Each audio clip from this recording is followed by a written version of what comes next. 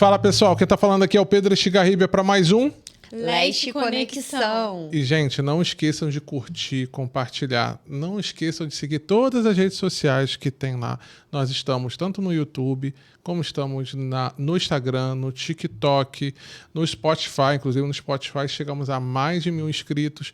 E também estamos no Amazon Music. Então, se você tiver uma Alexa, é só pedir para a Alexa tocar o podcast Leste Empreendedor, que ela vai tocar o último episódio. E, gente, pedir aqui para o presidente, né, presidente? Pedir aqui para poder segurar a mesa, que o papo hoje, gente, vocês vão ver, vocês vão seguir aí. E, meninas, vamos lá. Como eu já tinha mais ou menos explicado, eu vou pedir para cada uma ficar muito tranquila, contar a sua trajetória, quem são vocês, de onde são, de onde vieram.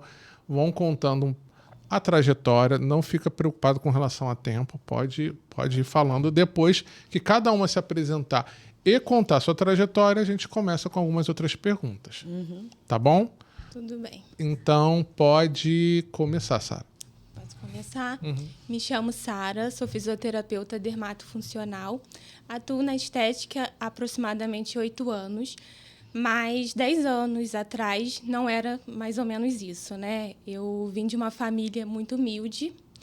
Minha mãe veio do Belém do Pará com apenas 15 anos de idade. Então, daí ela foi mãe solo, formou 5 filhos, né? E minhas 2 irmãs mais velhas, elas que seguiam como caixa, né, de supermercado, frentista, né, de posto. Então, com 15 anos de idade, eu fiz um curso de massoterapia que eu consegui com gratuidade, né? Eu consegui fazer esse curso, mas eu não exerci esse curso porque eu achava que eu era muito nova. A maioria do pessoal da minha turma tinha 30, 20, 25 anos. E eu falei que não iria... Eu finalizei o curso, mas depois, lá por 17, 18 anos, eu fiz um curso de assistente administrativo, consegui por gratuidade também esse curso de assistente administrativo. Então, logo em seguida, eu fiz o técnico em administração, o curso técnico. Mas eu tinha 2 especializações, né, que eu poderia escolher entre o técnico em administração e o técnico em estética. Então, eu falei, eu não vou tentar o técnico em estética, porque técnico em estética, para mim, não era viável, porque tinha aparelhagem, né, que teria que fazer, tinha que ter toda aquela aparelhagem ali para você empreender, sem contar que teria que ter um espaço. Então, para mim, foi muito difícil e, naquele momento que eu me encontrava, eu falava que eu não tinha condição para exercer a área da estética e fui para a área de assistente administrativo, na parte técnica. E, chegando lá, o meu grupo falou, a gente precisa montar uma empresa do início até o fim, tanto a parte de gestão, financeira. O que eu fiz? Eu falei, então tá. Vão fazer a clínica de estética do início até o fim. Então, eu fiquei 1 ano fazendo esse curso. E aí, eu falei, a estética está me avançando e está me chamando, né, de alguma forma. Eu fiz a massoterapia, depois eu fiz não escolhi o técnico em estética, mas o técnico em administração me chamou ali, mas para dentro da área da estética. Mas eu não quis saber da área da estética e continuei, fui CLT, trabalhei no escritório de advocacia, né? E aí, chegando no escritório de advocacia, eu fiquei 3 anos nesse escritório e eu desenvolvi, hoje em dia é a burnout, né? Eu desenvolvi muita síndrome, assim, eu achava que era síndrome do pânico, porque eu acordava às 4 horas da manhã e saía do trabalho já à noite. Então, eu falava, eu não quero isso, não é para mim. E aí, a chefe me viu no banheiro e falou, olha, você tá bem? Eu falei, não tô bem. E depois de 1 semana, ela me demitiu. E eu estava tinha conseguido o Enem, né, para entrar aí para a faculdade. Eu entrei para fisioterapia, sendo que a fisioterapia, para mim, eu nunca imaginava que ia ter a parte da estética. Eu entrei para a parte da traumato-ortopedia. Chegando lá, eu peguei o dinheiro todo da rescisão e falei, agora eu preciso empreender. Eu preciso fazer alguma coisa, porque eu cheguei a fazer algumas entrevistas e ninguém me chamava, né? E eu falei, agora é a hora. Eu peguei o dinheiro da rescisão e fui fazer um curso de design de sobrancelha, fiz micropigmentação, comecei a empreender nessa área. E eu montei eu não tinha dinheiro, só tinha o dinheiro da rescisão. Montei uma maca na minha casa mesmo, no meu quarto, e comecei a chamar pacientes modelos. E aí, só que eu não era boa ali naquilo que eu fazia, né? Eu sentia que não tinha muito retorno, as pessoas vinham e não voltavam. Então, eu falei, não é o meu dom, mas eu continuei. Então, uma moça que era minha cliente, né, no caso, ela chegou e falou, Sara, tem uma moça que eu faço unha numa clínica de estética que precisa de alguém, porque a esteticista, né, que trabalhava 30 anos lá, saiu. E ela precisava de uma ajuda, ela está desesperada, ela tem muita cliente. E eu falei, olha, eu já tenho massoterapia. Então, acho que eu poderia tentar, porque eu não estou fazendo nada. Só estou atendendo uma ou duas ou três pessoas de sobrancelha, então é um dinheiro entrando. E aí eu me apaixonei pela estética. Entrei na estética. Ela tinha muita cliente mesmo. Eu trabalhava 12, 14 horas, domingo, feriado, e eu amava o que eu fazia. Porque depois, quando a gente trabalha com o que a gente se encontra, faz, né? quando a gente se encontra, quando a gente vê que é o nosso propósito mesmo, parece que Deus usa pessoas. E foi dentro da minha casa. Dentro da minha casa, eu nunca imaginava que o meu propósito ia chegar logo ali, né? Então, a partir dali, eu avancei. Eu resolvi não ficar ainda ali na maca, né, à espera de outros clientes. Eu resolvi sair e buscar a minha área, né, a estética. E aí depois eu saí, tive uma oportunidade de estar trabalhando com a professora do Senac, né, e daí eu comecei a atender os pacientes dela, depois eu comecei a ter minhas pacientes também. E aí eu comecei a sublocar a sala dela por 2 dias. Só que a demanda estava tão grande que eu não estava mais começando a dar conta de 2 dias atendendo essas pacientes. E aí eu resolvi sair, porque eu não tinha como atender outros dias. E eu fui para uma sala, dividi com um nutricionista. Ele ficava em uma sala, eu ficava em outra, então era só minha. Eu atendia todos os dias naquela sala. Aí eu saí dessa sala, porque eu já estava vendo que tinha que ter mais demanda, eu precisava de 2 salas, e daí que eu fui para uma sala comercial hoje, a minha clínica, que aí eu atendo todas as minhas pacientes, já tenho uns 5 anos já que eu atendo, né? Então, assim, foi o meu propósito, né? Foi realmente a estética. Eu falo assim, às vezes a gente acha que a gente escolhe a estética, né? No meu caso, a estética que foi até a mim. Eu mesma recusando, né? Indo para uma área porque eu achava que não tinha condição, né? Na época eu não tinha dinheiro para investir, então eu comecei conforme eu fui crescendo, eu fui comprando 1 aparelho, 2 aparelhos, 3 aparelhos, e quando eu vi, eu já estava com tudo ali montado ali para atender minhas pacientes. Então eu achava que para atender a estética eu precisava não mostrar ser boa como profissional, mas ter todos os maquinários, tudo e mais. Só que eu vi que isso tudo é conquistado com trabalho, com esforço, né, que a gente faz acontecer, né? Então, hoje eu posso dizer que eu amo o que eu faço. Muito bom. Agora você. Meu nome é Gabriela, sou da área da educação. Desde cedo, eu sempre gostei. Eu não me vi em outra área, venho de família de professores, então, assim, a educação sempre foi o meu pontapé inicial, né? E aí fiz formação de professores, eu tentei ficar, né, de fato, naquilo que eu sempre gostei. Fiz também, né, técnico em administração, mas sempre voltando para a área da educação.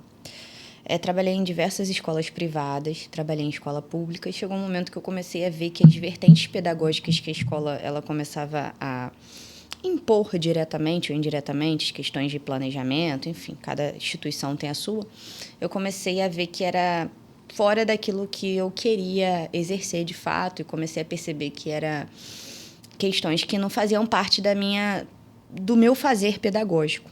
E aí eu comecei a pensar em outras questões dentro da educação, né? Porque era a área que eu sempre gostei, sempre fui apaixonada.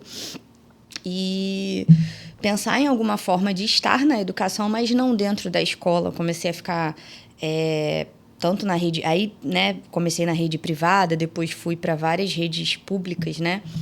E aí eu comecei a perceber que ali dentro eu não estava me fazendo bem, né? Eram mecanismos que não faziam parte da minha conduta. E aí, antes mesmo de eu ser professora, eu sempre ajudei meu pai, que dava aula em casa de reforço. E aí meu pai assumiu, né, um concurso e eu fiquei com alguns alunos dele. Na época eu era nova e tal, e aí eu voltei e pensei, bom, eu acho que tem a questão do reforço escolar e eu gostava muito, né? Dava atenção para aquelas crianças, explicava o dever. E naquela época eu não tinha nenhum domínio pedagógico, né? Era muito nova. E eu pensei, vou voltar para aquilo que de fato é educação e que eu gostava. E eu voltei para o reforço escolar de uma forma totalmente informal, trabalhando em casa, né? Com poucos recursos. Mas voltei, ainda ficava na escola e tentava administrar um pouco de cada coisa. Chegou um momento que eu vi que realmente a escola, ou eu parava ou a escola ia me parar. Eu estava ficando muito mal, com várias questões emocionais, e aí eu comecei a assumir aquilo que de fato eu gostava. No momento que eu decidi, né, não ter nenhum vínculo trabalhista com nenhuma instituição pública ou privada, fui questionada por várias pessoas, principalmente da minha família, porque a maioria das pessoas acham que ser um bom profissional é ser concursado, trabalhar numa instituição de nome e outras questões, e que o professor, né, de reforço, ele é um professor que a maioria das pessoas acham, né, que é um professor que não teve sucesso em nenhuma área e, né, tá dando aula em casa, o que não era o meu caso. Foi a minha escolha, eu abri mão de trabalhar em outras instituições para, de fato, viver o reforço escolar, a educação fora dos muros da escola. E aí eu passei, né, para a UERJ, comecei a fazer faculdade e nessa época eu estava em Itaboraí, tinham 2 contratos e eu decidi que eu não iria mais, né, voltar para a escola. E comecei a voltar ativo, o reforço escolar, mesmo sendo muito questionada. Morava num condomínio onde tinha muitas e muitas crianças e fazia faculdade no turno da noite. Comecei, né, a disponibilizar meu tempo para aulas de reforço. E aí, o apartamento que eu morava, eu fiz um quarto e ali eu comecei, né, a angariar muitos e muitos alunos e ver que, de fato, eu era feliz ali. Porém, contudo, né, sempre muito criticada. Por que você não faz concurso público? Por que você não trabalha em escola? E aí chegou a época de fazer, né, a monografia e eu não achava nenhum orientador que quisesse falar de fato do reforço escolar, do professor de reforço escolar, porque era uma área pouco mencionada, pouco falada e muito questionada, né? Porque a maioria das pessoas, hoje não mais, mas antigamente, o professor de reforço muitas das vezes não tinha nenhuma formação, né? Antigamente a gente tinha muito formação de professores e os professores não tinham nem o curso normal, formação de professores. Eram pessoas que se apropriavam dos ensinos que aprendiam ao longo do cotidiano, da vida escolar e repassavam, né? Sem nenhum tipo de didática, nenhum tipo de formação acadêmica. E aí por isso que o reforço de fato era muito mal visto.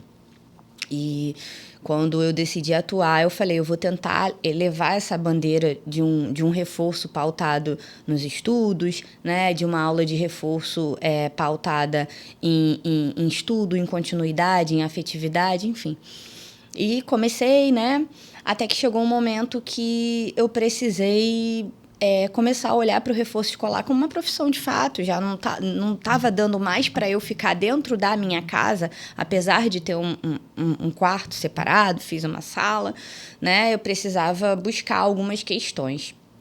E aí eu fiquei, volto para a escola, não volto, né? Já tinha passado toda aquela situação de se sentir mal, eu já estava bem dentro da educação, já estava me achando. E aí encontrei graças a Deus, uma orientadora que foi a que muito me ajudou a descobrir, de fato, que esse é o meu lugar. Essa é a minha pauta, né? A minha bandeira. E aí eu falei para ela, professora, eu quero estudar, né? E permanecer na área do reforço, mas eu queria fazer o meu trabalho final de curso voltado para o reforço escolar, entender por que acontece o reforço escolar, por que acontece o fracasso escolar, enfim, né? Pesquisar essa área e atuar, de fato, com pesquisa, com estudo, com propósito dentro dessa área que eu escolhi, né? Que era o que... Aí ela falou, Gabriela, eu não trabalho com a área da educação informal, eu trabalho com a educação infantil, mas eu estudo fracasso escolar. Então, dentro disso, eu posso fazer uns dispositivos, umas conexões, passar alguns autores, e aí foi assim. Finalizei minha monografia, aí comecei a ver, né, que já não estava dando para atender dentro de casa, e comecei a pensar em ter um espaço. Assim, era um pensamento que eu demorava muito a amadurecer. E aí eu comecei a fazer algumas mentorias, comecei a fazer alguns projetos, inclusive conheci a minha mentora Letícia, onde me deu total força para, não, vamos montar um espaço, vamos pensar, vamos tirar isso aí do papel, vamos fazer acontecer. E aí montei um espaço, inicialmente bem pequeno, né, com o que eu tinha. Inclusive, foi, de fato, muito difícil. No início, eu pensava assim, não vou ter aluno, né? Não vou conseguir, porque a maioria das pessoas que eu atendia era do condomínio, que as crianças circulavam, né, de um bloco para o outro, e aí ter que sair daquele condomínio para chegar na sala que eu aluguei, né? Iria ser difícil, mas graças a Deus a grande maioria das famílias abraçaram e foram, iam, mas ainda assim, né? Eu achava tudo no início, né? São dificuldade, eu achava que eu não vou conseguir, são muitas despesas, enfim, né? E chegou um momento que, assim, eu comecei a ver que a demanda estava tão grande que eu comecei a ter outros profissionais comigo e precisei alugar outra sala, né? Uma sala maior, com mais recursos. Comecei a, de fato, investir mais ainda do que eu já investia, mês após mês investindo, tanto na questão de estudos, né, na questão de recursos pedagógicos. E atualmente hoje eu tenho a minha sala, uma sala grande, graças a Deus. Eu tenho outros professores, já consegui montar uma equipe. E graças a Deus eu segui aquilo que de fato eu sempre fiz, né? Antes mesmo de ser professora, eu já dava aula de reforço. Então, como a companheira falou, às vezes ela, na verdade, ela saiu da área, mas voltou. Eu também, de fato, eu nunca saí. Só que por muitas vezes eu ouvi que o professor bom é aquele que trabalha em escola, é aquele que tem não sei quantas matrículas, é aquele que trabalha numa instituição de nome, né? E eu ouvi, você vai ser professora de reforço? Vai trabalhar em casa? Isso não dá dinheiro, e não só essas questões, né? É pessoa que não é explicadora, e aí as pessoas têm, né, um senso comum, digamos assim, e hoje em dia é uma área que está crescendo muito, né? Com a quantidade de crianças atípicas ou não, e aí eu me recordo que uma vez a minha orientadora falou, Gabriela, na época da pandemia, ela falou, vai chegar um momento que o fracasso escolar, ele está agravando tanto, que vai faltar profissionais da educação fora das escolas para dar conta, porque a escola não está dando conta. E ela falou, e você já está dentro desse estudo, então permaneça, porque quando chegar esse boom, você já vai ter seu trabalho, você já vai ter as suas escritas, e isso muito vai contribuir para o seu profissional. Foi exatamente isso. Hoje, a gente já vê uma nova visão do professor empreendedor, né? Várias são as redes aí que apoiam o professor empreendedor. Muitos professores vêm fazendo a pedagogia, outras áreas, e falam, não quero trabalhar em escola, né? A pedagogia, ela é um leque muito grande, e hoje em dia eu ouço até outros professores a sair do campo da instituição de ensino, trabalham em hospitais e outras áreas. Mas no meu tempo, quando eu comecei a levantar essa bandeira, era tudo muito difícil. E hoje eu percebo que está se abrindo, tá se mostrando um outro campo. A gente está conseguindo quebrar esse pré-requisito de professor sem formação, explicador que é só para explicar o dever. Então, todas as vezes que as famílias chegam e levantam com essas falas, eu tento o máximo passar a informação de que é um profissional que está fora dos muros da escola, mas que não está fora dos conteúdos programáticos, né? Que muito estuda igual um professor, reconheço isso e passo essas questões para as crianças. E hoje em dia eu sou muito feliz no que eu faço, levantando a pauta de que a educação ela acontece em todos os ambientes, não só na instituição de ensino, e mais de que títulos, né, a gente ter afetividade e predisposição, se colocar disponível para o aprendente, e graças a Deus o meu intuito é sempre avançar na área da educação. Muito bom. Antes de eu começar as perguntas, foi até interessante você mencionar, porque eu já tinha mencionado uma vez quando você foi palestrar, né? Uma das pessoas mais importantes da minha vida e que mais me incentivou foi uma educadora pedagógica, que na época se chamava explicadora, né? Sim. Que foi a tia Marluce, que infelizmente já tem muitos anos que eu nem sei onde é que ela está, mas eu lembro que ela era uma nordestina, uma paraíba desse tamanhozinho assim, mas daquelas bem arretada mesmo, que elas chegaram muito carinhosa. Eu nem me recordo com relação às formações dela, só sei que ela era muito insistente ao quanto a ensinar mesmo, né? Você sabe aquele amor mesmo com relação a ensinar. Eu lembro que por diversas vezes tinha né, um contrato, entre aspas, assim, ó, o Pedro vai ficar, sei lá, de 4 horas da tarde até 6 horas da tarde. E ela, muitas vezes, quando ela não via que eu não estava entendendo, ficava comigo até 8, 9 horas da noite. É o que acontece. E algumas vezes, como era dentro da casa dela, então muitas vezes eu cheguei a jantar lá na casa dela, sabe? Então, assim, então eu lembro quando eu chegava, falava que eu era burro, tal, ela falava com aquele jeito todo carinhoso, tal.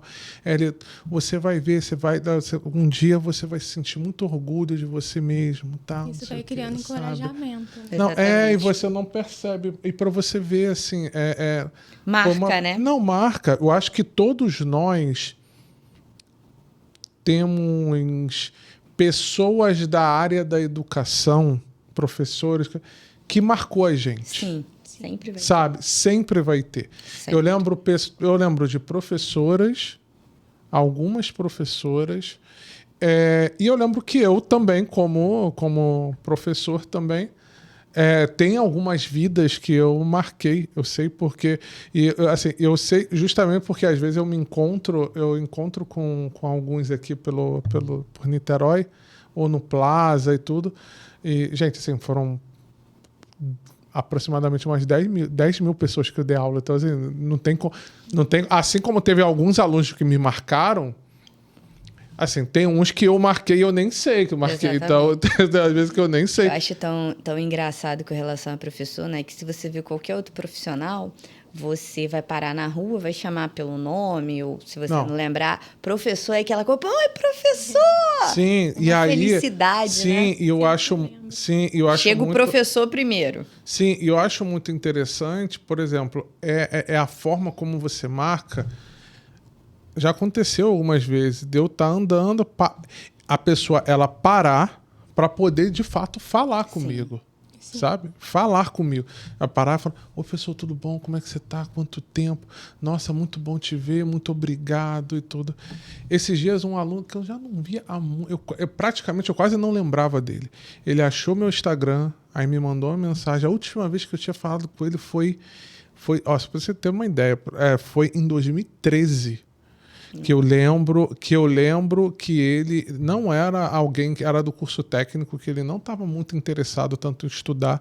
E eu dei uma oportunidade para ele, que foi: olha, tem uma oportunidade de trabalho aqui, que eu não sei o que vem na minha cabeça, tá? Eu vou dar para você essa oportunidade. Poderia dar para outros que de fato merecem aqui, mas eu vou dar para você, desde que você se esforce. Porque eu sabia que o garoto tinha vindo de comunidade, eu sabia. Sim. Mas como era garoto novinha, 18 anos e tudo, sabe, assim, não tava muito com vontade também, assim. Aí meio que fazia uma zoeira dentro de sala. Sempre tem, né? Cara, eu lembro quando eu falei da oportunidade, dinheiro e tudo, ele mudou. Mudou. Não. Tá. Aí virou outro ser humano dentro da sala de aula. Aí me mandou uma mensagem, né? Mandou uma mensagem, professor, tal.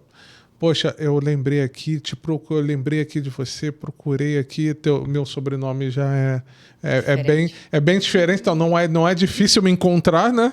Sim. Aí ele me achou, me adicionou, aí mandou mensagem, aí falou assim, olha, muito obrigado, mas eu tinha que compartilhar isso contigo. Poxa, hoje eu tenho minha família, hoje eu tenho a minha mulher, tenho a minha filha. E é E tudo, é gratificante. Aí chegou e falou, então, eu segui a área mesmo de tecnologia, e aí eu comecei a trabalhar em algumas empresas e agora estou me mudando para Malta, estou indo para a Europa porque eu recebi uma oportunidade e tudo porque você acreditou em mim. Porra, Lá no início. É um negócio que... Lá no início, Lá no início, sabe? E é uma coisa muito... Essa área de ensino, as pessoas... Tem gente que infelizmente não leva isso muito a sério. Até quem está ensinando mesmo, às vezes, não sabe... Não sabe o tamanho da potência, da potência, o impacto... E o poder da palavra, né? E o impacto que você pode gerar ensinando. Sim. Positivo ou negativo. Sim. Eu aprendi também muita coisa nessa área da estética, né? Sim. A gente tem que ter muito cuidado, tem né? muito cuidado com que a gente transmite para outra pessoa de conhecimento, sabe? Porque quando você cria uma autoridade... Porque tem gente que reconhece, tá? Tem gente que fala, no professor... No fundo, todo mundo reconhece que a importância do professor. Sim. Todo mundo reconhece aqui a importância. Tanto que a primeira coisa que fala assim, nossa, mas você é professor e você está fazendo isso... Né? Exatamente, mas você é professor. E aí, quando você fala, tem um outro peso. Quando você fala que você é da área da educação, você está exercendo... por diversas vezes, eu sou além de ter algumas outras disciplinas autodidata, a principal minha é de tecnologia. Então, para diversos tipos de serviços e empresas que eu já fiz contrato, o peso de ser professor sempre fez com que eu ganhasse determinadas disputas com concorrentes. Sim, eu falo que é uma área que, assim, você não fica sem emprego e é uma área que você pode pensar que não precisa faixa etária, né? Sim. Então, assim, as pessoas falam, né? Eu ouvi diversas vezes, mas você vai ser professora, professor não dá dinheiro. Bom, tudo que eu tenho na minha vida, tudo que eu sou, tudo que eu tenho na minha vida é graças à educação. Eu não seria nada, não teria nada que eu tenho hoje se eu não tivesse estudado, se eu não tivesse seguido o caminho da educação. Então, assim, para mim hoje, a minha qualidade de vida eu considero boa e tudo proveniente à educação. Então, assim, o trabalho ele devolve, independente da área que você fizer. Então, não vai ser a área da educação que vai ser menosprezada, né? E as pessoas têm mania de desfavorecer o educador. Mas tudo depende de como você trabalha, é o que você falou. A palavra que você vai impactar. Como você foi impactado pela sua professora explicadora, né? Você impactou outros alunos e a gente percebe que muitas das vezes não é a quantidade de títulos que você tem, e sim a disposição que você se coloca para exercer aquele trabalho, né? Sim, mas tem também, não só isso, Gabi, mas o problema em que você ajuda o outro a resolver. Exatamente. Sabe? É uma pessoa que, de repente, não tinha uma profissão ou uma profissão, algum tipo de perspectiva de vida, sem o ensino, você acrescenta isso na vida dele e ele se torna uma outra pessoa, ele vai ter uma profissão, ele vai ter uma carreira ali. Então, isso daí, automaticamente, quando o aluno ele enxerga esse resultado na vida dele, isso não tem como ele não dizer... Eu falei, cara... Deslanchar. Não tem como ele deslanchar. Como você foi ensinada, provavelmente você teve profissionais da área da educação que você olha como referência. Você olha e fala assim... Eu falo assim, a minha irmã, né, como eu falei, ela era frentista de caixa, frentista de posto, né? E hoje ela é pedagoga também. Nossa. Ela é pedagoga e minha outra irmã é historiadora. Então, assim, elas conseguiram também evoluir, né? Não ficou ali na zona de conforto, começou a buscar conhecimento. E eu lembro que quando eu era muito pequeno, elas que eram minhas explicadoras. Exatamente. Né? Então eu tinha muita dificuldade, principalmente na matemática, e elas me explicavam com um dom assim que nunca imaginava, né? Sim. Então, e aí foi interessante você falar isso, porque, por exemplo, essa parte, quando a gente fala dessa parte do ensino, né? Eu tive alunos, e assim até hoje a gente acaba ensinando determinadas coisas que assim, o feedback, o retorno que você recebe vai muito além até mesmo de quanto que você ganhou com aquilo ali. Exatamente. Sabe? Mas tem outra coisa também. A gente estava falando hoje da educação empreendedora, e quando eu falo da educação empreendedora, é a área da educação começando a empreender, como no seu caso. Sim. As pessoas viram, assim como no CLT, assim como você trabalhar num local, você tem um determinado salário, você indo e empreendendo, você consegue fazer o valor, ou seja, o valor monetário, o dinheiro que você quiser. Então, se você hoje você recebe X de hora aula porque você trabalhava naquele local. Hoje você cobra aquilo que você acha que o teu conhecimento determina. Você cobra. No momento que você cobra, obviamente, vai ter pessoas que vão dizer não, mas vai ter pessoas que vão dizer sim. Sabe? Então, isso até... Por isso que tem muita gente hoje que está ensinando, e tem gente que fala, ensino... porque o ensino não é valorizado. Eu acho que completamente ao contrário. O que mais hoje as pessoas querem é aprender a fazer alguma coisa. Exatamente. Alguma coisa a pessoa ela já colocaram na cabeça que, olha, se eu quero ser bem-sucedido, se eu quero fazer alguma coisa, eu tenho que aprender. Não tem jeito. Não tem. Agora eu vou ter que aprender alguma coisa. O que, infelizmente, são fórmulas... pessoas vendendo fórmulas mágicas e fórmulas rápidas, né? Uhum. Mas aí a própria pessoa depois ela cai em si e fala assim, cara, eu não tenho como ser um profissional excelente em 2 meses. Isso. Exatamente. Eu sei que eu vou ter que ter uma aceleração nisso daí. Sim. E as pessoas depois... Dedicação. Uma dedicação. Vai chegar uma hora que a pessoa ela vai perceber.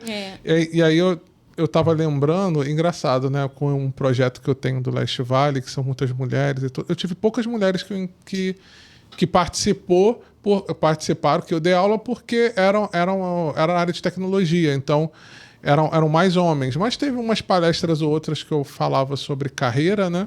Uhum. E é engraçado que teve uma que... Gente, não tinha como lembrar, né? Ela foi no... Ela veio aqui no podcast, inclusive. Ela foi nos eventos. E eu não estranhava porque ela ficava me chamando de professor. Eu falei... tá me chamando de professor. Desde o primeiro dia, ela ficava me chamando de professor. Uhum. Ela não é estranha. Não. Eu nem reconheço. Desculpa, eu nem reconheço. Você não reconheceu, mas com certeza os alunos sempre reconhecem. Aí teve uma hora que ela chegou e falou assim, não, você me deu aula, tal. Eu falei assim, gente, quando? Em 2012. Querida, desculpa, mas eu não vou. Eu falei, eu não tinha como. É muita gente, foi mais de 10 mil pessoas assim que eu dei aula, sabe? Então, assim, eu falei... Mas o aluno não esquece. Não esquece. O aluno não esquece. Não esquece. E aí ela falou uma coisa que eu falei na orientação. Tem uma matéria chamada Orientação de Mercado de Trabalho, que eu ensinava. E naquela época eu nem pensava em empreender e eu já estava falando sobre empreender. Eu estava falando da importância, né, que eu não sabia dessa palavra, que era o intraempreendedorismo, né, que é você empreender primeiro de uma forma, como é que eu posso dizer? Uma forma interna. É você perceber. É você perceber isso. É a sua independência. Foi para mim o que demorou, internamente. Entendeu? E aí, aproveitando isso, eu quero perguntar para vocês. O empreendedorismo escolheu vocês ou vocês escolheram o empreendedorismo? Pode começar.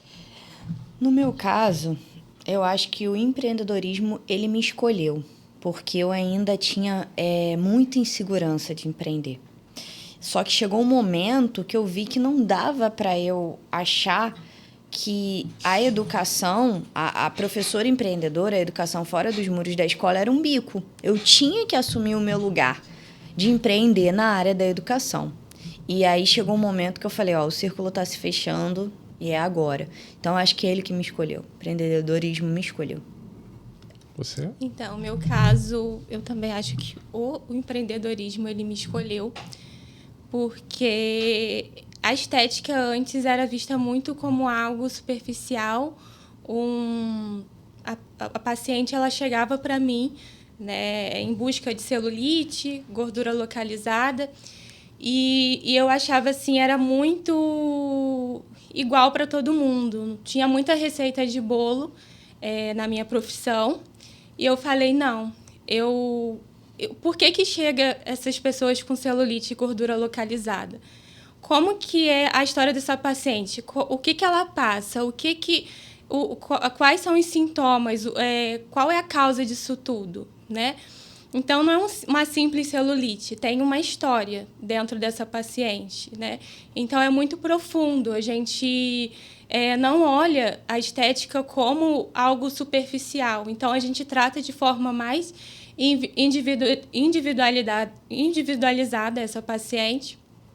Então, eu comecei a estudar, buscar mais conhecimento na minha área. Fiz pós-graduação em saúde integrativa, né, que é uma área que está crescendo muito. Hoje, todos os profissionais da saúde têm capacidade de fazer essa pós em saúde integrativa, que é um olhar, uma visão nova, geral aí do cuidar, né, do ser humano de dentro para fora. Então, a maioria chegava para mim inflamada, a maioria chegava para mim com problema de sono. Então, um problema de sono não é comum. Para mim, um problema de sono, você acaba chegando a uma paciente que não dorme, né? Então, ela acaba não induzindo ao sono profundo, ao sono REM. Então, o sono profundo é aquele sono que a gente precisa dormir, né, ter uma boa noite de sono. Então, através do sono profundo, que a gente induz a um hormônio, que é o hormônio GH, que é um hormônio do crescimento, não só do crescimento, por isso que é muito importante, né, a criança dormir cedo, mas também é um hormônio que induz a quebra de gordura. Então, se você não conseguir dormir, você acaba não estimulando esse hormônio que favorece essa quebra, principalmente o sono REM. O sono REM, se a pessoa não induzir a esse sono, a paciente ela também não estimula tanto a ghrelina, não estimula a leptina, que são hormônios também que induzem ali a saciedade, né? E a questão do sono. Então, imagina, por fim, né, resistência insulínica. Então, geralmente, a paciente que ela fala assim para mim, ela chega para mim, Sara, a única coisa que eu estou procurando é você. Porque eu já tentei de tudo. Segui uma alimentação, fiz atividades físicas, tentei de tudo. Fui em outras clínicas de estética e a maioria não tratou o meu caso. Então, o que eu fiz? Eu perguntei para ela uma simples pergunta: você está dormindo bem? E ela fala não. E, geralmente, essas pessoas que têm dificuldade de emagrecer, principalmente de quebrar a gordura, né, de gordura localizada, ela é uma pessoa que tem problema com compulsão alimentar, tem problema com... À noite, ela começa como rota, né? Não consegue dormir, abre a geladeira, assalta a geladeira, come ali um doce, então acorda com muito estresse e ansiedade, porque não induziu esse sono REM, que é um sono muito importante ali nesse processo todo de quebra de gordura. Principalmente o intestino. Então, o intestino, a gente precisa estar com o intestino sem estar com processo inflamatório, né? Então, a maioria que chega para mim, ela não chega apenas com uma simples gordura, ela chega pedindo ajuda, ela chega com o intestino todo em disbiose. Então, a disbiose é um desequilíbrio na flora do intestino.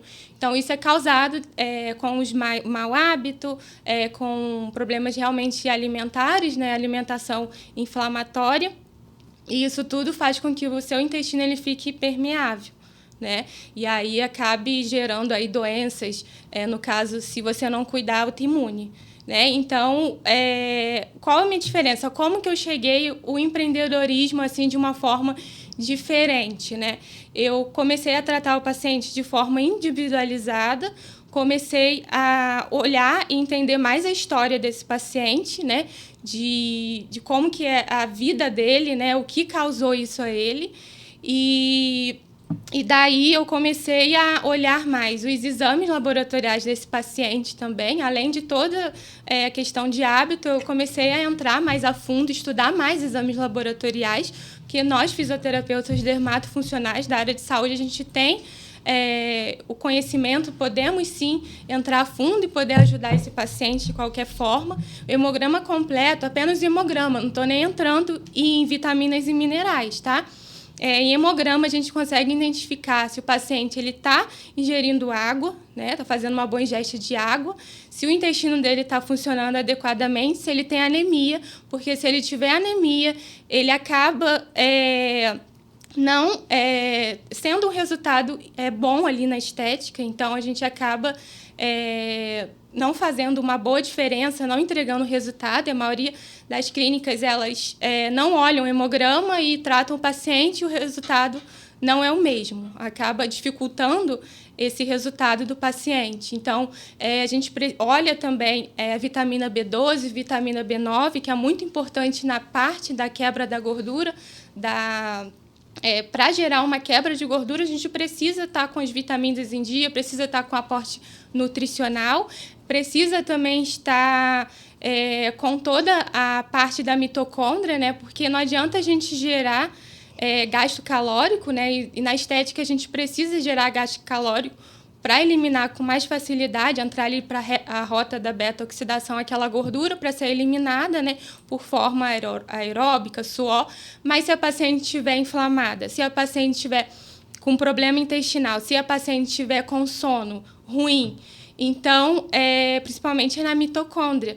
A mitocôndria, a gente precisa não só da coenzima Q10, né? Porque muita gente, eu tô com um problema eu tô cansada, eu tô indisposta, a maioria chega assim para mim, tá? Elas chegam com superficial, vão dizer assim, eu vou tratar ali a gordura, porque, vamos dizer assim, é por algo vaidade, mas a maioria sabe que a estética integrativa, ela trata não só a vaidade, a parte realmente para você se sentir bem, mas também a parte de saúde.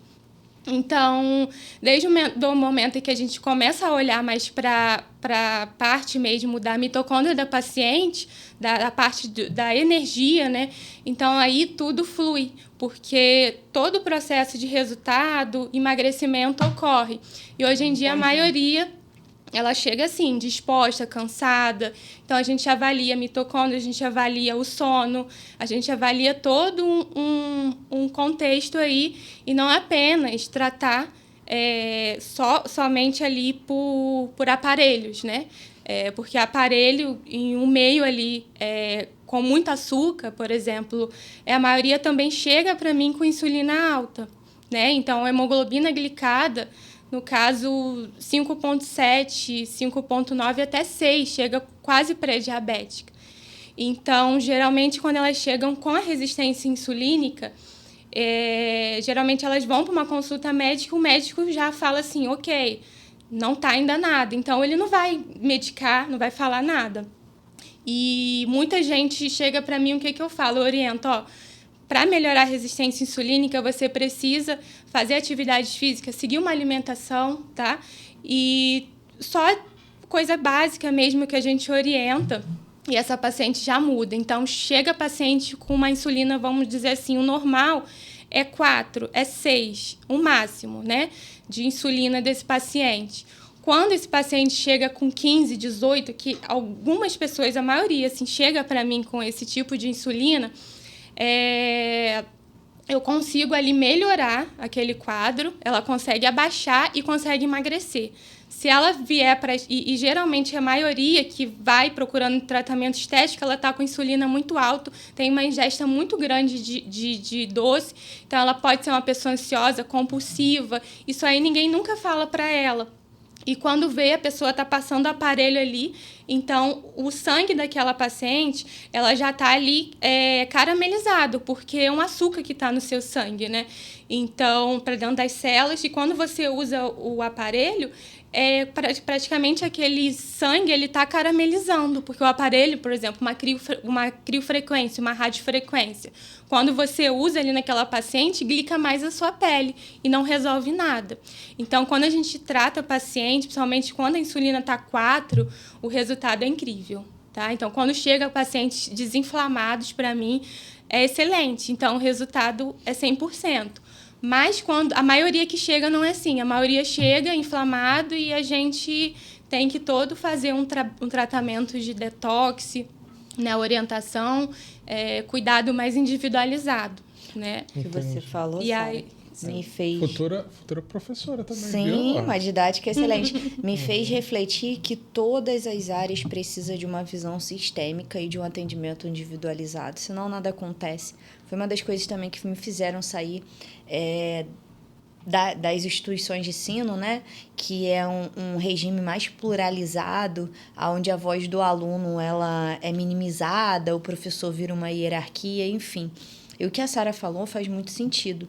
Então, em qualquer área, você vê, eu estou falando da minha área, da educação, ela falou da área da estética, a gente não pode pluralizar, pegar aquela receita de bolo e achar que serviu para Maria, vai servir para João, vai servir... Não existe isso. Não existe em qualquer área. Exatamente. E aí foi o que você falou, é uma visão sistêmica. Sim, onde a gente tem que olhar outras questões por trás, sim. né? Por exemplo, você falou dessa questão do sono, e aí me fez refletir em como muitas crianças que chegam para mim, que as famílias dizem que têm algumas questões, não tem nada a ver com as questões educacionais, são questões familiares, são questões de alguns ajustes emocionais, alguns ajustes de higiene do sono, para que o processo da educação aconteça muito melhor. E aí também ela falou sobre a questão do intestino, eu estava falando com as famílias da questão da quantidade de açúcar que as crianças vêm ingerindo. Então, tudo isso faz sentido quando você tem um olhar mais individualizado, seja no meu caso para minhas crianças e para suas famílias, seja no seu caso para paciente. Porque o que a gente percebe muitas das vezes é que os profissionais, independente da área, eles estão querendo mecanizar, pluralizar e achar que tudo é igual para todo mundo, mas existe a individualidade. E aí eu acho que a gente ganha lá na frente quando a gente supostamente dar um pouco mais de atenção nesse primeiro momento, né? Ter uma visão sistêmica e não só olhar essa questão de no caso da Sara, né? Vou aqui passar algum produto, alguma coisa, sendo que foi o que ela falou. Às vezes está com excesso de açúcar ali que não vai adiantar de nada. Sim. No meu caso, tem mães que às vezes pedem, passa dever para casa, eu quero não sei quantas atividades, mas não tem nada a ver com atividade. Tem outras questões emocionais envolvidas. Às vezes a criança não está acompanhando aquela metodologia, né? Cada escola tem um sistema e, às vezes, aquela criança específico não está condizendo com aquele sistema. E o professor, infelizmente, muitas das vezes, não é nem porque ele não quer, ele não pode mudar, né, o regime que é adotado ali. E aí, muitas das vezes, a gente acha que o problema está na criança, e às vezes o problema está no sistema escolar, no fracasso escolar, e é onde a gente precisa parar, refletir e pensar o que a gente pode fazer por aquele indivíduo. Sim, é adaptar, né? Na verdade, é fazer adaptações específicas para cada porque necessidade. Você pega uma paciente, você pega um aluno, por exemplo, Sim. Você não tem como utilizar o mesmo método, até mesmo porque são indivíduos, né? Cada um tem a sua particularidade. E, eu tô vendo muita criança, né, com dificuldade realmente no aprendizado.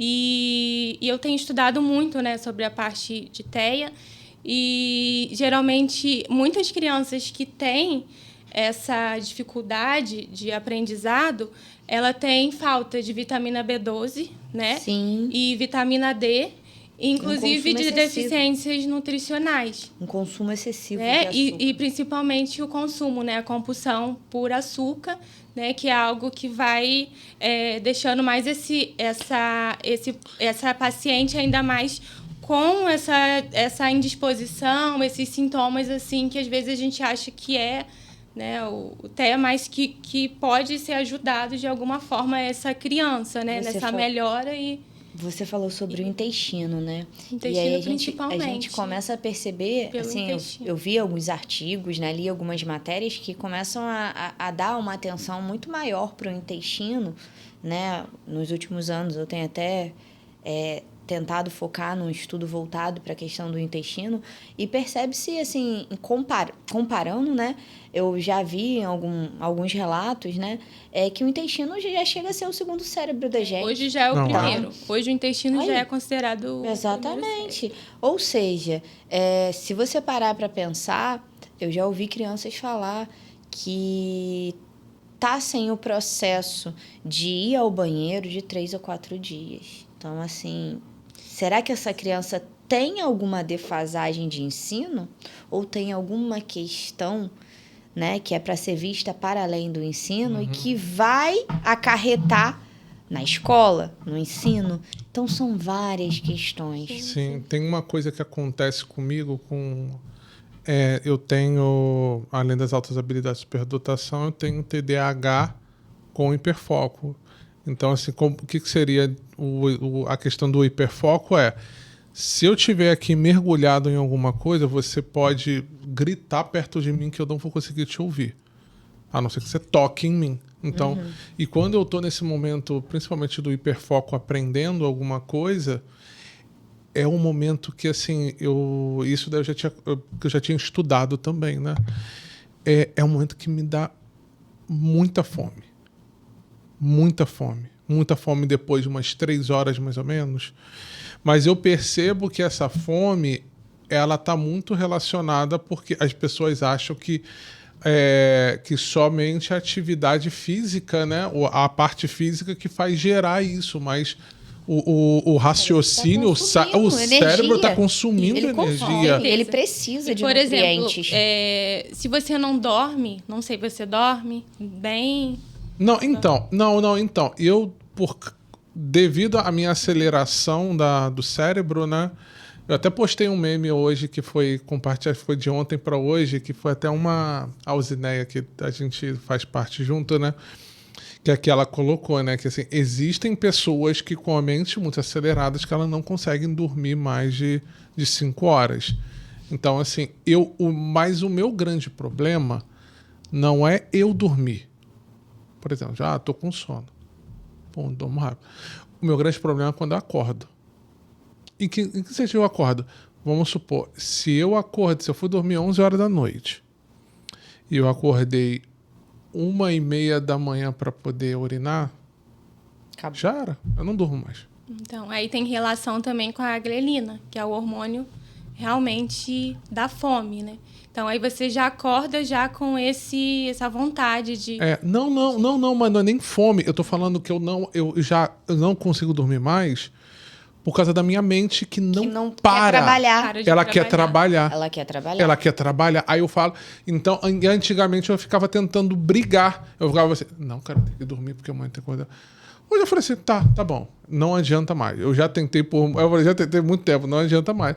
Eu pego e vou pro computador, já começo a fazer algumas coisas, já começo a adiantar algumas atividades e tal. Até para relaxar depois a mente, que aí eu acho que quando a gente faz isso, né, chegou naquele momento, tá com aquele hiperfoco, você depois tá mais tranquilo, olha, eu já fiz o que eu tinha que fazer para de repente voltar para a questão do sono. Uma dica legal é você anotar, né, tudo que você precisa fazer. Eu uso agenda física. Dá pra você dormir tecnologia. bem. Não, então, mas eu tenho tecnologia, né? Eu não, assim, eu sou mais do papel e da caneta. Eu sou do papel e da caneta também, eu não. nesse caso. Então, eu até implementei um sistema para poder conectar ao meu coisa, né? São 16 mil anotações. Nossa. Até se achar ali. Entendeu? Então, assim, porque aí às vezes, quando eu tenho uma ideia, eu falo, peraí, se eu já tive essa ideia. Aí eu vou e consigo pesquisar, né? Já tive essa ideia. Mas eu tento externalizar ao máximo isso. Sim. E uma das coisas que eu faço também é justamente executar. Eu não fico deixando a ideia muito tempo. Senão aquilo vai gerando ansiedade, de né? Não é nem uma questão de ansiedade. É porque, assim, gera também uma ansiedade. Eu vejo muita gente, eu não sei se você já viu, ou até mesmo vocês, de repente, ai, gente, eu tenho muitas ideias com relação. E a gente nunca bota em prática. Sim. Sim. Eu já acontece. penso, quem convive comigo já sabe. Eu falei, cara, tive uma ideia, pronto, Pedro amanhã tá colocando em Na prática, verdade, o entendeu? tempo poderia ter mais de 24 horas. Né? Não, aí eu coloco o porquê. Isso foi um mecanismo que a gente estava falando, né? Cada um vai tem uma gerando, forma. é. Tem gente que fala assim, cara, quando eu estou implementando ou fazendo alguma coisa, eu não comento nada, até mesmo porque eu não sei se eu vou fazer, não sei se vai dar certo, não sei. Eu já criei um sistema para mim que é o seguinte, eu justamente... Gosta de tornar público. Eu gosto de tornar público porque me força. Aí eu falei assim, cara, ferrou. Já Isso, comecei a falar. que- isso eu aprendi num livro que eu li do Donald Trump, né? Independente de idealização política, né? Porque ele, antes de ser político, ele é empresário, um grande empresário. Sim. E eu aprendi justamente com ele que ele tem esse mecanismo, ele e o Elon Musk, de tornar público.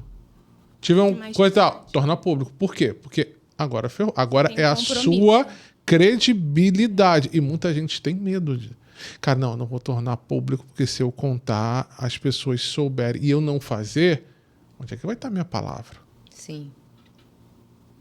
E aí é você criar esse desconforto. E hoje em dia, vocês sabem melhor, principalmente, o que as pessoas mais querem é não estarem desconfortáveis. As Exatamente. pessoas, elas procuram ao máximo se sentirem confortáveis. Então, o desconforto hoje gera algo na pessoa ao ponto de paralisar ela. Sim. Total. Você vê muita gente que ela, no momento que, por exemplo, eu vou te falar um caso mesmo que eu gosto de fazer esses tipos de testes, né? Eu vou te falar até mesmo você. Eu vi o quanto que você se esforçou na segunda, que estava ali, que eu sei que foi um momento de desconforto, Isso. e você foi lá e fez. Fiz. Sabe? Executou, fez o que tinha que ser Executou, feito. foi lá, tinha que ser. Muita gente dali já foi embora. Antes mesmo de palestrar ali, antes de botar ali, foi embora. Então, até mesmo dentro do Leste, muita gente que nunca palestrou, que nunca contou a sua trajetória ali, você vai quebrando diversos tipos de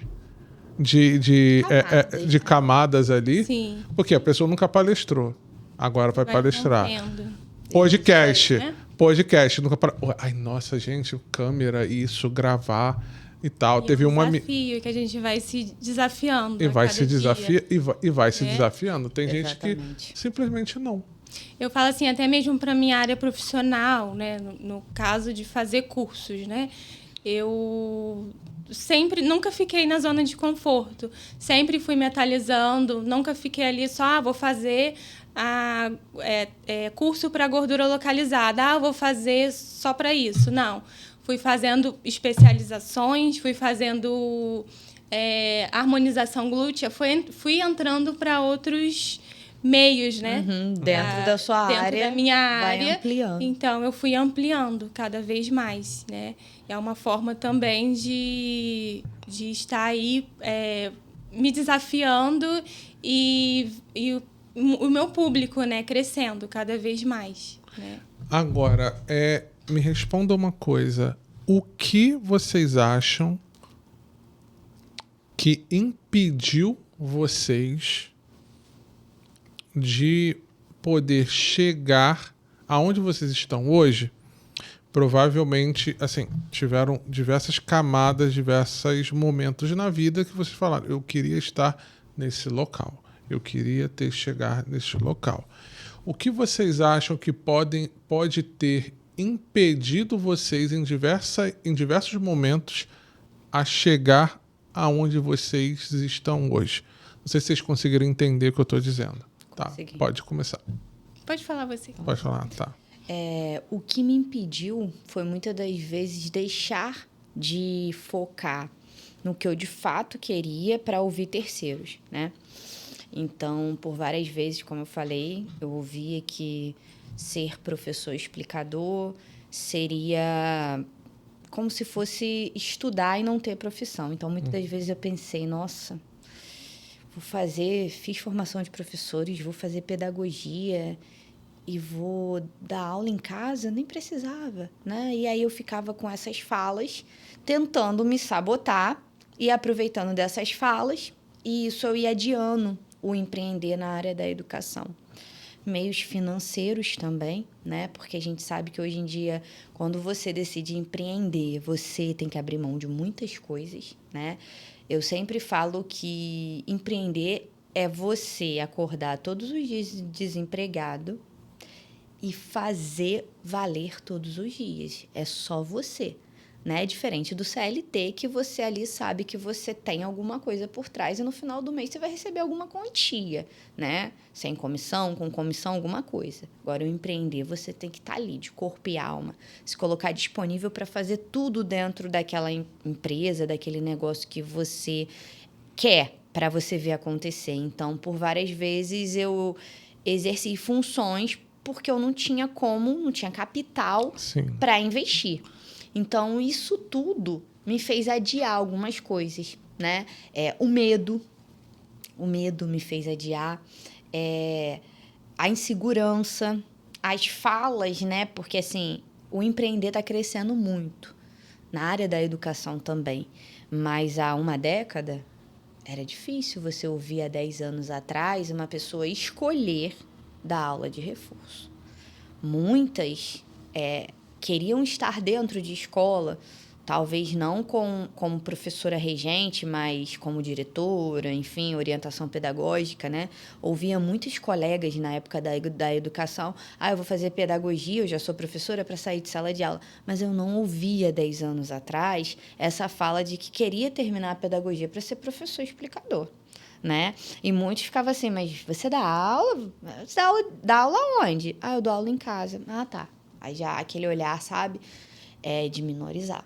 Então, eu aproveitava dessas falas. A minha mente também, né? A gente sabe que se a gente deixar a mente, tende a sabotar a gente, a zona de conforto.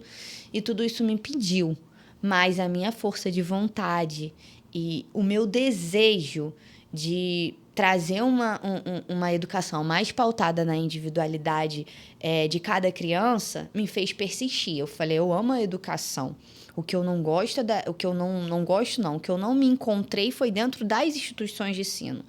Então, eu vou fazer, eu vou tentar, ou não, eu já tenho. Mas são muitos fatores, né? E aí você precisa se colocar disponível e pensar que você tem que fazer de tudo um pouco, né? Então, eu comecei muito assim nova na área da estética e eu tentava me comparar com pessoas mais de 37, 40 anos que tinha já várias aparelhagens, vários aparelhos de alta tecnologia, e eu ficava com medo de entrar para essa área, né? Como eu já recusei antes, né, de entrar para essa área da estética, eu fui para a área da administração por achar que eu não era capaz, que eu não tinha dinheiro para isso. Então, eu sempre fui me privando, só que Deus sempre colocou a estética para mim, falava que eu sou capaz, que eu consigo, e com isso eu comecei a evoluir como profissional. E o que me toca muito, né, essa parte de vivenciar a parte clínica da estética, o que me fez continuar nessa área até hoje, me especializar, foi que uma história também, umas histórias, né, que me fizeram falar, não, eu estou na área certa, é uma área que eu estou atuando e eu quero poder ajudar.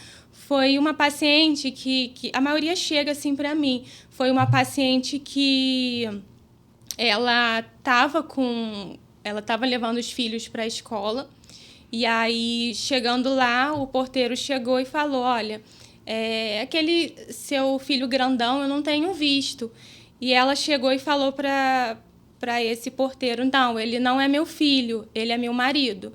E isso comoveu muito ela, porque ela me procurou com esse intuito, porque ela se viu com a autoestima baixa, ela comparou como se fosse a mãe do filho dela.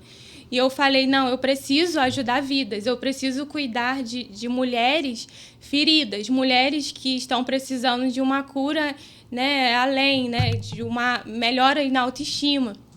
E aí tem relatos também de outros pacientes, inclusive tem uma que ela estava dentro da ReHap, e aí ela chegou e a vendedora chegou para ela e falou, quantos meses você tem? E ela falou, ela não estava grávida e falou, olha, eu tenho 5 meses. Aí ela chegou para mim chorando, porque ela estava com o abdômen de grávida, e eu falei, não, eu preciso ajudar de alguma forma essas pacientes. Então, isso me fez acreditar no meu potencial, no que eu posso transmitir de melhora para elas, e isso que me fez caminhar realmente no meu propósito e não desistir, né? Muito bom. Meninas, muito obrigado, tá? Por participar. Passou só 2 horas, só a gente aqui falando aqui, né? Sério? Não, brincadeira, 1 hora só. Mas, menina, muito obrigado pela participação de vocês, tá? Eu acho que foi muito gratificante, né? Acho que vocês conseguiram se conectar, inclusive, um pouquinho, né? Por isso que é Leste Conexão, né? Justamente por se conectaram. E, gente, não esqueçam, então, tá? De ir lá, curtir, compartilhar. Vou deixar os contatos delas também lá nos comentários. E até a próxima.